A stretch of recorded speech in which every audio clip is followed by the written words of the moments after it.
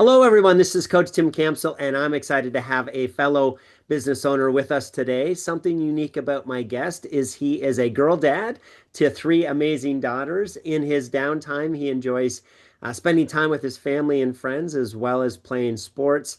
And he's most proud of truly caring for his employees, employees as a person, regardless of whether they are still with him or not. He just is very proud of that fact that he treats them as a person and sees them as a person. It is my pleasure to welcome Matt to the show today. Hi, Matt.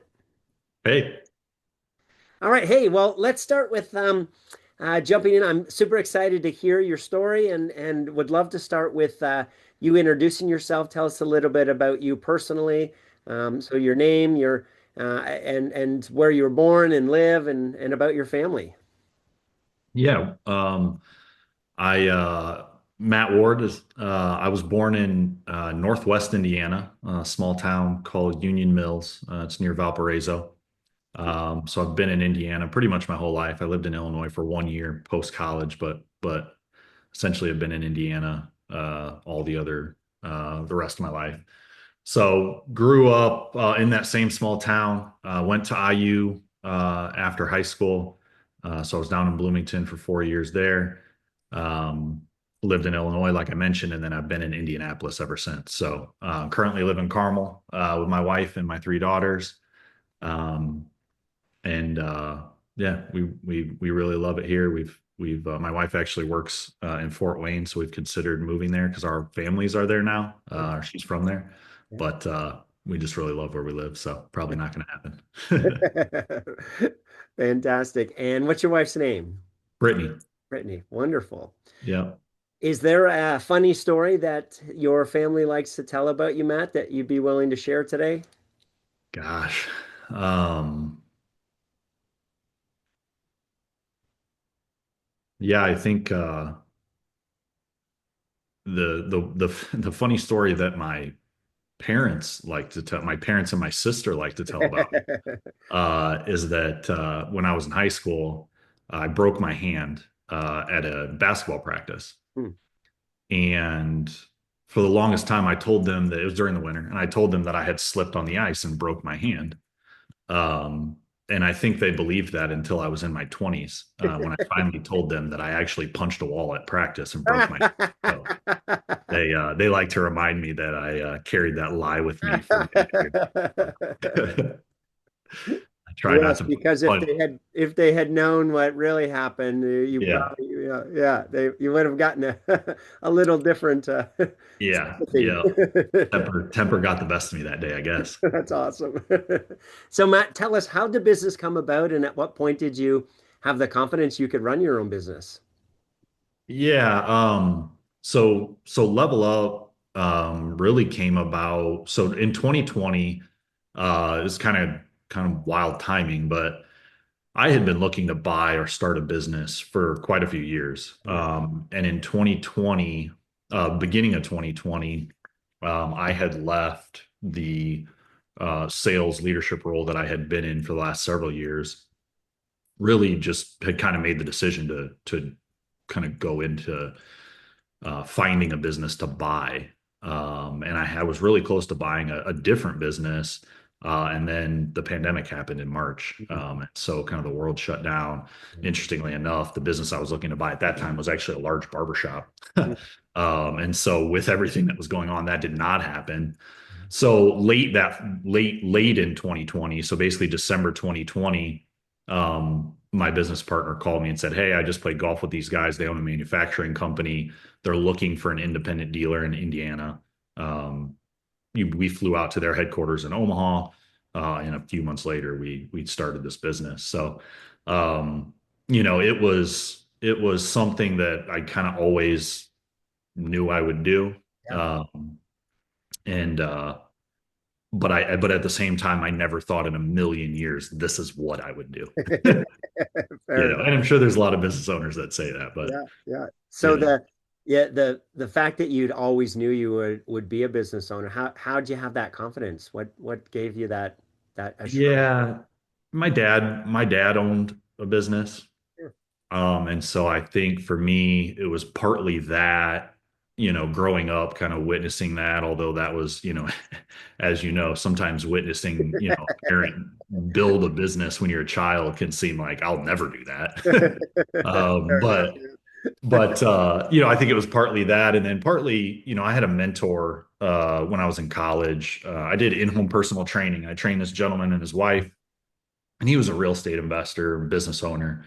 And he really turned me on to just a couple books that I think really started to change my mindset and give me a little bit more, you know, a little more meat on that bone as far as like why would I even consider owning my own business. Yeah, And so that, that I think really kind of propelled me in that direction. And so I just kind of knew that that was ultimately what I wanted to do. very cool. Yeah, you mentioned the when you see it firsthand, it's not all it's cracked out to be at different times, which is For sure. very Yeah, true. I mean, I can remember, my dad, you know, staying at work. He owned a contract. They own a contract packaging business, and so I can remember him staying at work till 3 a.m. to deliver on an order for a customer, and Yeah. just crazy stuff that. So yeah. Yeah. So Matt, tell us more about your company. What say the name again? What do you guys do? How do you help people?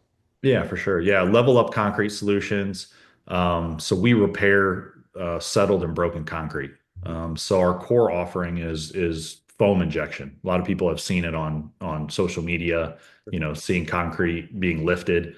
So we inject a two-part polyurethane foam under concrete to lift it, put it back into place, stabilize it, fill voids where where the soil has washed away or softened.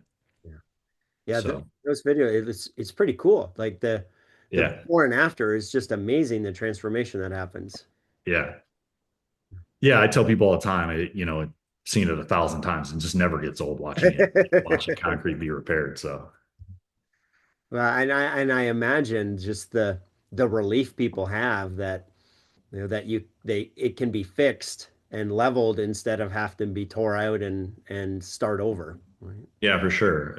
I think people will oftentimes get a quote for having it all torn out and replaced. And um, yeah, I mean, especially since, pricing on everything has gone up. Concrete's very expensive. So yeah, and a lot of times too, like I always tell people if the surface of the concrete is still in good shape, like it can be repaired most likely. You do not need to tear it out and, you know, send it to a landfill somewhere. Great way for people to save a little bit of money and not have For the sure. inconvenience of the construction for that extended period of time. Yeah, very Yeah, for sure. I mean, for us, there's virtually zero downtime or loss of use of the space. So there's a lot of benefits to what we do, both for the individuals themselves and to the environment as well. I mean, concrete production is a pretty dirty thing. So it's the less of that we can have, the better. very cool. Matt, we know that successful businesses can get stuck at various stages of their growth journey. So tell us what's been your biggest challenge and how'd you work through it? Yeah, I think, for us, there's a couple things. I mean, I think, in many businesses, right, leads, right, getting people to find you is always kind of the first challenge that you face when you start a new business. For us, I think that's particularly interesting because not only did we have a new business, but there's also a lot of people that just don't understand what we do, right? Or unaware that it's an option, kind of like we were just talking about. So, I think for us that was one challenge, and we've worked with a couple different marketing partners throughout kind of the course of our history that I think probably fit us pretty well at the time that we were with them. So, different models, different marketing models that kind of I think helped us through various stages where, in the beginning we were just basically paying paying for leads, right? You're just going on Google and finding people that are searching for you. And then as you mature and your reputation starts to grow, you start getting a lot more, reviews and things like that. People start finding you a little more organically. Obviously, the more people you serve, the higher likelihood you are to get referrals from happy customers and things like that. So, we've been through all of that. Obviously, that's a journey that we're still on and a problem that we're always still trying to solve for. Um, but and we're doing some cool stuff I think coming up that I'm excited about, that I think will certainly help as well on that front. So I'm excited to see how some of that goes. And then the second thing for us is just employees.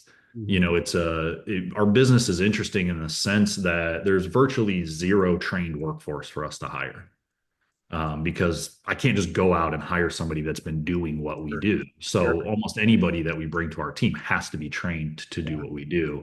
And there's an art and a science to what we do. I mean, it looks simple when you look at it. It's like, oh, you just drill a hole through that concrete, and you pull that trigger on that gun, and the foam goes under there, and the concrete moves. And it's like, Yeah. well, yeah, a little bit, That's you what know, the videos make it look like, right? exactly. Yeah, yeah. You really have to understand uh, how concrete moves. And you really have to be able to think about things that you can't see, right? That Mhm. foam is a liquid. It's traveling to the path of least resistance and then applying force as it expands. And if you're not thinking about where it can potentially go, like it'll be applying force in the wrong places, and that's not a good thing. So, you really just the way we solve problems in our business, you have to really be a good critical thinker, and it's not just grunt work out there, Sure. So, Yeah. yeah, I love it. Yeah, the leads that you talked about, it's the number one most important thing for every business is to get those prospective customers, for and sure. it isn't just a flip a switch and they will come, right? There Yeah. is a trial and error and a test and measure and a figure it out and adjust and adapt, and some things will work and some things won't, yeah, you just have to be persistent and patient to work through that. Yeah. Yeah. Yeah. I mean, you're always trying new things and, you know, trying to double down on what works well and, get rid of the things that don't. Yeah. Fair enough. Hey, Yeah. Matt, I'm gonna put you on the spot here and ask you to pick three people in your business owner journey that you're most grateful for them being there to help with the business's growth. So who are those three people and how they help you? Yeah. Yeah. I mean, I think we've been really fortunate, in our business to have some of our key team members with us from the very beginning. I think our production manager, Thomas Walker, has been pivotal pivotal to the business as a success. I think in the sense that, again, as I just alluded to, you know, the installation side of our business, is really it is obviously the thing that brings in revenue, so to have somebody, I think, from that's been with you from the beginning, that just gets it, knows how to do it, is steady, consistent, Mm. um, is in this business in particular is really, really important. And I think on top of that, right, I tell people all the time, we are not in the construction business, we're in the home service business, and those two businesses are very, very different from one another. So somebody that, I think understands how to do the technical work, that also has the ability to provide a very high level of customer service, and a great experience to our customers, I think is, um, you know, that's that's very, very Yeah. um, that's very, very critical to our business. So him for sure, and really that whole team. Aside from that, I mean, I think our office manager has been with us from day one as well. Melina Cook, she does, the term office manager, or the title office manager, can hold so many, Yes. and that's true in this case too. So she does a lot of marketing stuff for us. Um, she's kind of the first person that communicates with our customers when they're reaching out to us. So she fills a very critical role in all of that as well. Um, so, um, you know, having, again, the two of them, from day one, has really just made running the business a heck of a lot easier than it otherwise could have been for me. So them for sure. And then, I think the third person I would probably pick, doesn't sit inside of our business. That's probably my dad. I alluded to him earlier, and he's uh he's the guy that gets all my calls when I don't know what else to do or I need to vent or Yes. you know. So, and I think for any business owner, it's important to have that person. So, uh, you know, he yeah, he gets I guess if I think about it, he gets all the bad stuff, right? The business owner, right? That's the idea, right? All the bad stuff floats to you. And I guess if you don't have an outlet, you might explode. So, Indeed, yeah. Well, yeah, it he's can my be outlet very lonely at the top, right? for And sure. Yeah, the stuff that business owners are dealing with aren't things that we necessarily are. A lot of them we can't take to the team, right? We can't, right. share with them that, hey, we're a little tight on payroll tomorrow, or Yeah, right, or whatever. Yeah. yeah, So having that outlet of somebody who gets it and is outside of the business and yeah, allows you to vent and talk it out loud and walk you off the ledge. It's super important. for sure. Yeah, for sure. Great segue into this question. So the Matt, the path to building a successful business, it has a lot to do with our mindset as well as the learning that we gather along the way. So what's been your biggest learning as a business owner? Yeah, I mean, I think, for me, the biggest thing as a business owner is, I think when you first start out in business, the easiest thing to look at is revenue, right? Or numbers, right? I think you look at, it's really a product of, hey, where can we just get some money flowing in? How do we make sure we can pay our bills, pay our team, eventually try to make some money ourselves? And, you do a lot of things to get that revenue in the beginning. So, I think it's really about, first understanding, hey, who are we and what do we really do? But then I think you get to a point where you also begin to realize that revenue for revenue's sake is not a good way to scale a business. And what I mean by that is, I think it's easy to focus on revenue, but if you don't focus on the inputs that generate that revenue, you end up on this hamster wheel of chasing revenue, kind of beating your head against the wall, wondering why you're not getting past certain, thresholds or milestones. And so I think for me, realizing that, hey, you know, we know the numbers pretty well. If we can just focus on the inputs that we know lead to revenue and not, you know, uh, blind ourselves with revenue, um, the revenue will come. And so for us, a lot of that is, focusing on the fundamentals kind of at each stage of our business, and ultimately just making sure we're taking care of our customers, and communicating well as a team. um, and I think the rest, tends to, not to be cliche, but take care of itself. Yeah, yeah, I love that perspective. The revenue is actually a result, right? We can't just go out tomorrow and get more revenue, right? But to your point, right, when we know the variables that lead to revenue, we can focus on the different lead generation strategies, right? And we can optimize them and tweak them and make them perform better and get rid of the ones that aren't working. And in our sales process, we can optimize and improve how well we're treating people through that journey. And right, and to your point, right, revenue will come as a result of those things, but revenue won't come just by focusing on revenue because Right. it's a result. It's not a Yeah. action. Yeah, yeah, Yep. great, great perspective. I also you also mentioned the taking care of customers and the culture and right. So having clarity on who we are and what we stand for and how we're going to operate and making sure that the team is being consistent, all super important in terms of that overall you know idea that you said of the rest will come when those things are taken care of. Yeah, I mean, you mentioned the word clarity. I mean, it's like one of my favorite things. I think if we can get great clarity, Yeah, what it is we're trying to achieve and the things that we all, clarity on the expectations and the role that we all play in that. Um, yeah. I think, and then just focus on the results that we're delivering. Um, Good things happen.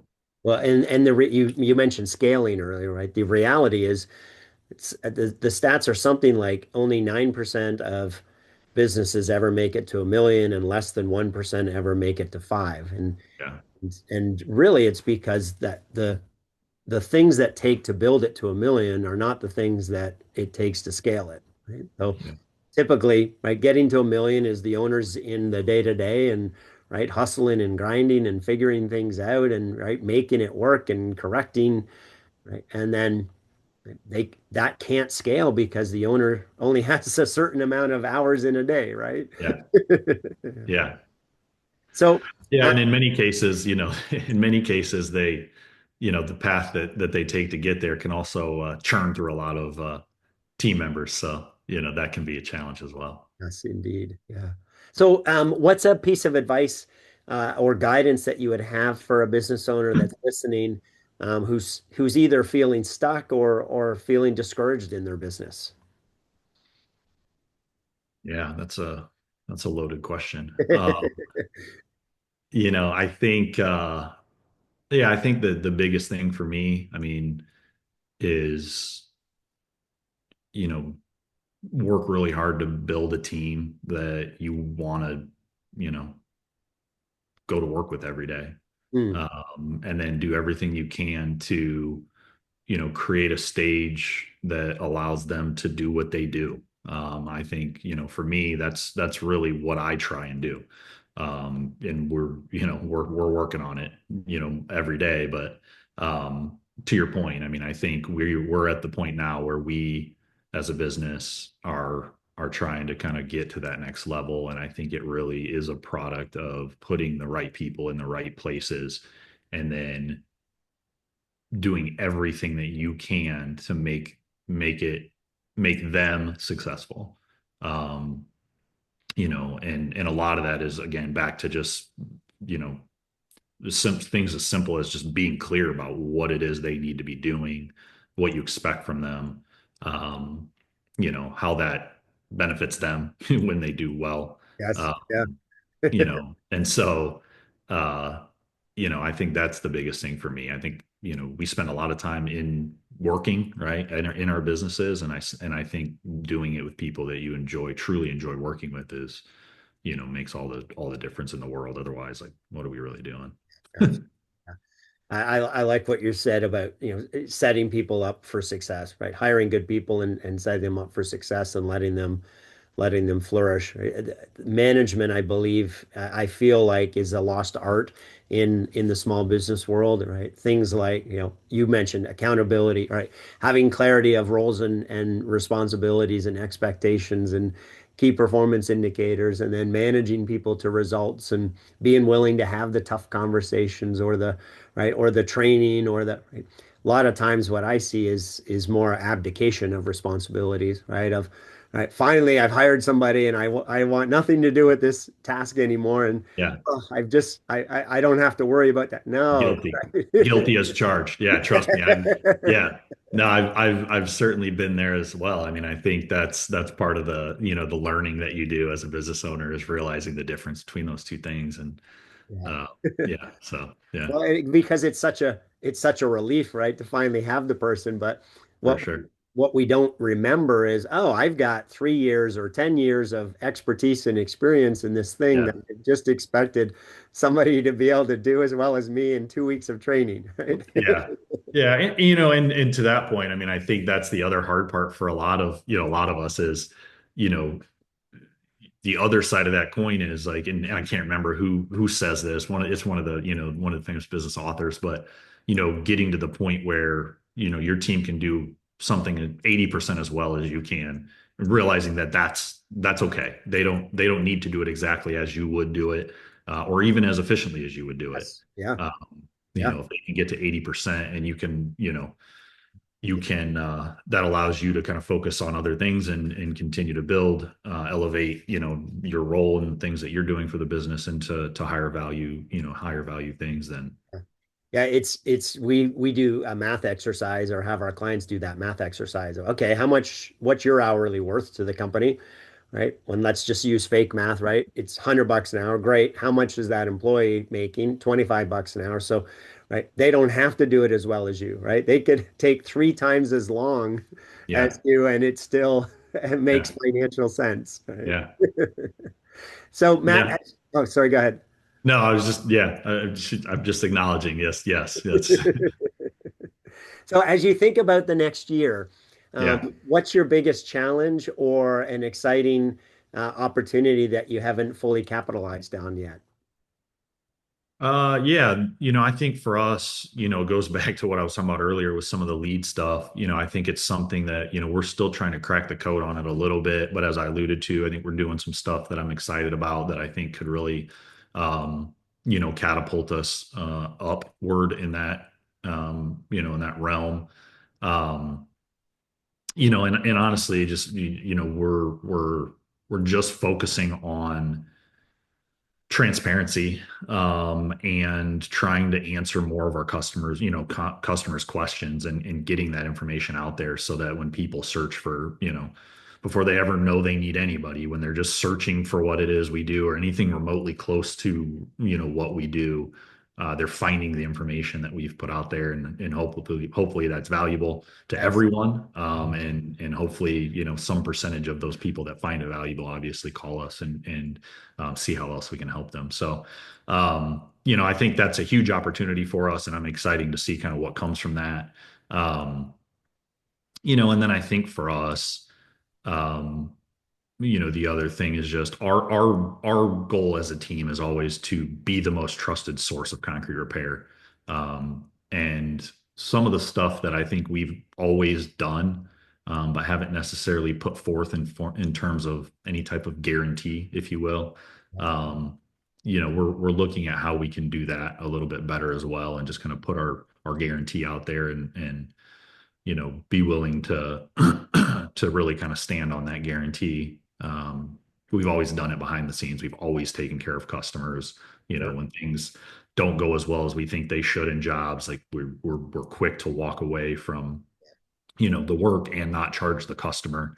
But that's not something that we, that we've historically put out there. Sure. Yeah, So yeah, yeah. finding a way to do that to where customers just really can come into the entire experience feeling, just with a great peace of mind that they're going to get taken care of or they're not going to get, charged for the service, is something else that we're really excited to try and kind of capitalize on this year. So That's cool. Yeah. One yeah, of the things that we coach folks on in terms of their guarantee is never do a money back guarantee because you don't want to affect cash flow. But, yeah, we will fix it or, we'll make it right. Right. Then it's time and materials, not a cash flow impact. yeah, So yeah, guarantees are important.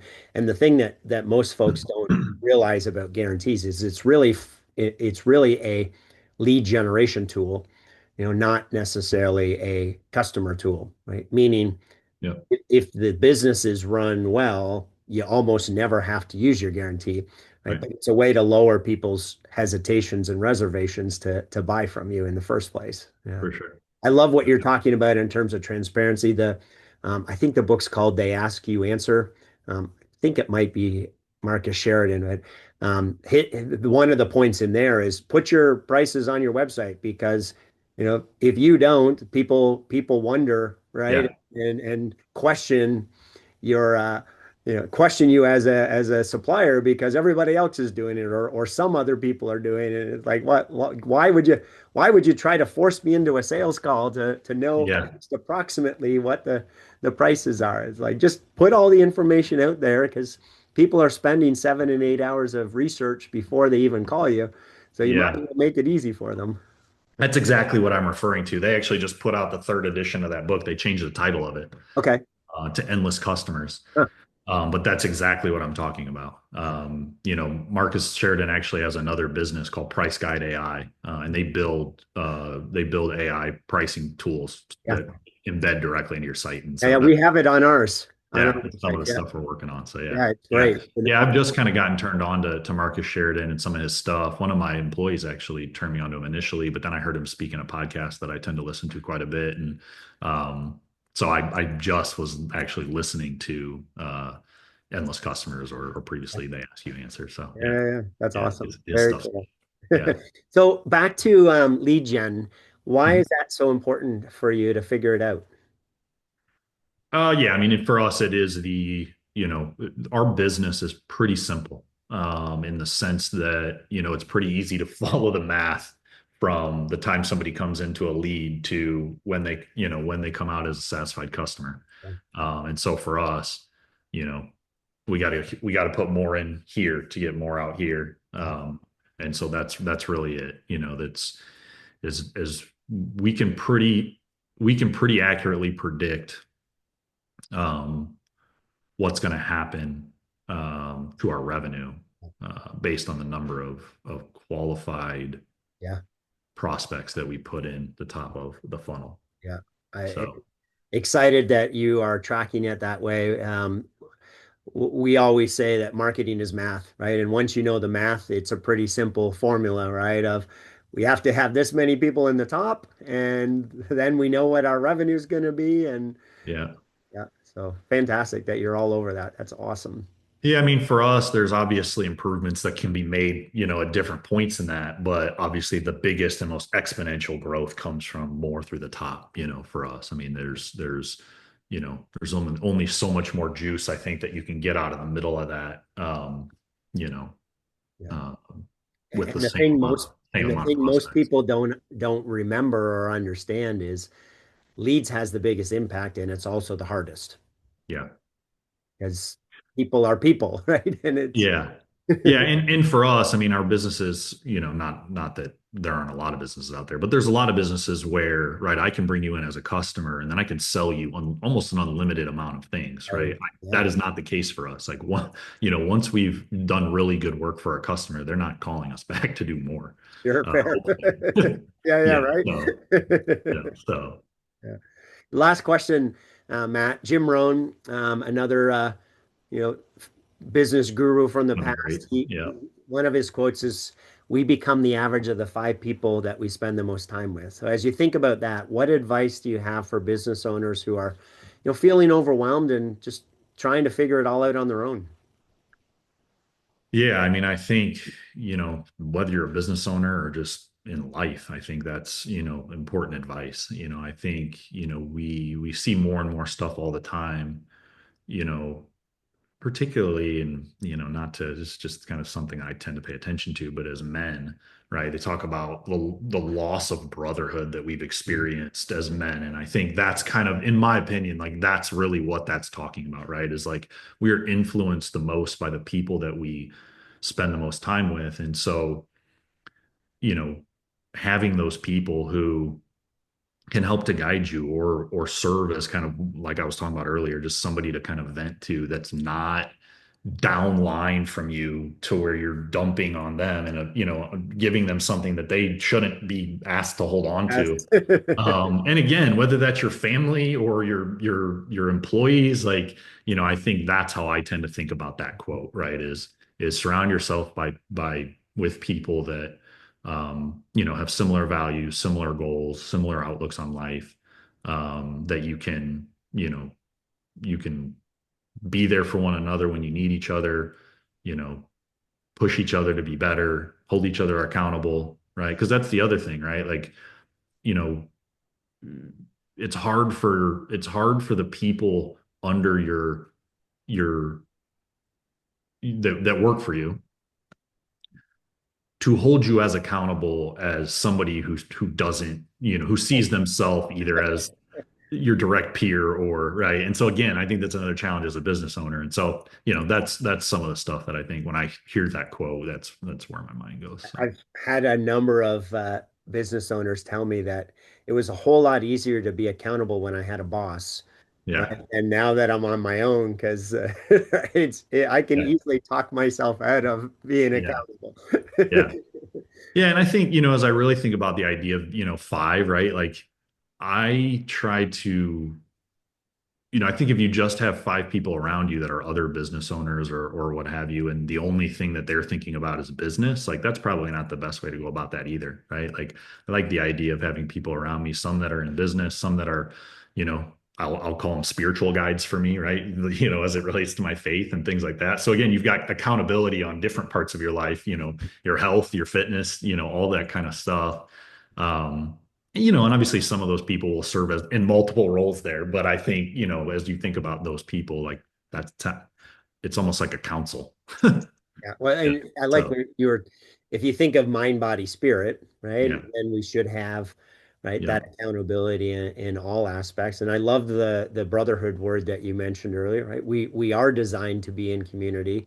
So yeah, the less we're in community and the less we're trying to figure it out on our own, we're just not going to be our best selves. yeah, totally. Yeah, isolation plus stress is bad. Not a good recipe. I don't know. Matt, it sounds like you've been blessed with some incredible people in your business owner journey. If they were all here on the show today, what would you want to say to them? Yeah, I mean, I think for me, just, not to oversimplify it, but just thank you. I think it's, I try to make sure that they all know what they mean to me.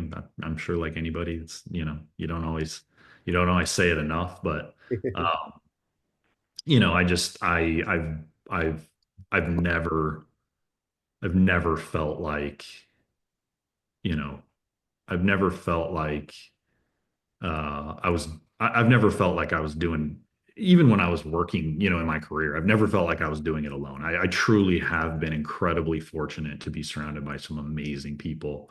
Um, and yeah, they've all, they've all made me better. And I hope that in some way I've helped them as well. So Love it. Matt, it's been a pleasure chatting with you today. Thanks for being on the show. yeah, likewise. Thanks for listening to the Self-Made is a Myth show. Please help spread this movement by liking and subscribing to our show and following us on Facebook and LinkedIn. To join our movement, go to bemadtogether.com. Okay, folks, that's a wrap. Please pay it forward and be sure to tune in next time to the Self-Made is a Myth podcast.